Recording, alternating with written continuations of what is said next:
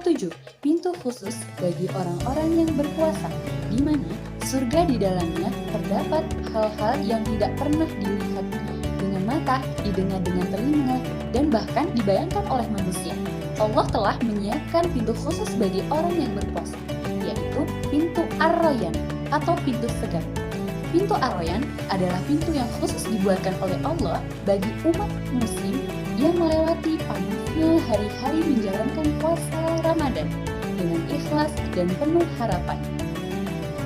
Sabda yang ke-8, Al-Quran dan puasa sebagai pemberi syafaat, disampaikan oleh sahabat Rasulullah SAW bahwasanya Rasulullah SAW pernah bersabda, Al-Quran dan puasa akan memberikan syafaat kepada seorang hamba.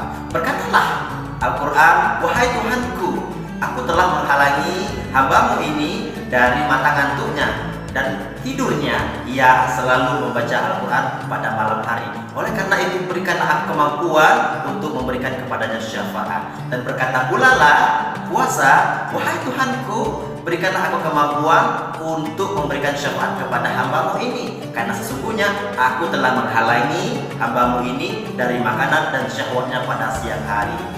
Hadis riwayat Tabrani dan Ahmad.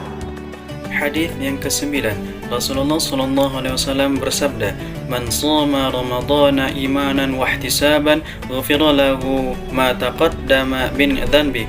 Barang siapa berpuasa Ramadan dengan iman dan berharap pahala dari Allah, niscaya diampuni dosa-dosanya yang telah lalu. Hadis riwayat Bukhari dan Muslim. Nah, kalau kita berpuasa dengan iman dan karena Allah Subhanahu wa taala, berharap pahala dari Allah Subhanahu wa taala, bukan karena orang lain, bukan karena tetangga, bukan karena ingin mendapatkan hadiah dari orang tua, niscaya dosa-dosa kita yang telah lalu, sebesar apapun dosa kita itu, diampuni oleh Allah Subhanahu wa taala. Sabda ke-10, Rasulullah SAW pernah bersabda, syurga itu memiliki 8 pintu. Di antaranya adalah yang diberi nama dengan Ar-Rayyan, yang tidak bisa memasukinya kecuali orang-orang yang berpuasa. Nah, pintu ini menjadi pintu VIP yang tidak bisa sembarangan orang mendapatkan izin untuk memasukinya. Hanya orang-orang yang gemar melaksanakan puasa, ikhlaskan Allah Ta'ala, baik itu puasa Ramadan ataupun puasa-puasa sunnah lainnya. Hadis yang ke-11, Rasulullah SAW bersabda, "Innamal a'malu binniyat." Segala amal itu tergantung kepada niatnya. Nah, niat yang kuat ini bisa merubah hal yang biasa menjadi luar biasa, hal yang sederhana menjadi istimewa. Contohnya saja seperti makan, mandi, tidur, hal-hal yang mubah bisa menjadi ladang pahala bagi kita apabila kita niatkan untuk Allah dan Rasulnya. Karena untuk menjalankan sunnah Rasulullah SAW, Rasul itu pernah bersabda bahwa Allah tidak melihat pada tubuh kita, tidak melihat pada rupa kita, melainkan Allah melihat pada hati kita. Nah teman-teman, kita niatkan lagi puasa kita luruskan lagi niat kita hanya untuk Allah dan Rasulnya. Semangat! Sabda ke-12, bahwasanya puasa itu adalah sebagai pembeda antara setan dengan hawa nafsu.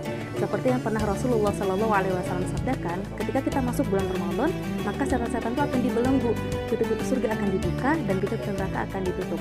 Nah, jadi ketika kita di bulan Ramadan ada ngelihat orang yang dia nggak ibadah atau bahkan sama sekali nggak melakukan puasa, itu bukan karena ulah setan, tetapi karena dia dikuasai oleh hawa nafsunya sendiri. Selanjutnya adalah oksigen puasa. Rasulullah bersabda yang artinya, seandainya umatku mengetahui apa keutamaan yang ada pada bulan Ramadan, niscaya mereka berharap agar setiap tahun dan selamanya adalah Ramadan. Hadis riwayat Ibnu Majah. Dari hadis tersebut dapat kita simpulkan bahwa datangnya bulan Ramadan merupakan oksigen yang membawa kebaikan bagi umat muslim. Hal ini dapat kita lihat dari sesaknya masjid-masjid, Al-Quran yang mulai intens dibaca di mana-mana, dan juga qiyamul lail yang menjadi sebuah rutinitas. Masih banyak lagi ibadah-ibadah yang lainnya. Semoga kita selalu diberikan keistiqomahan untuk menjalankan ibadah, baik yang wajib maupun yang sunnah. Amin, amin, ya robbal alamin.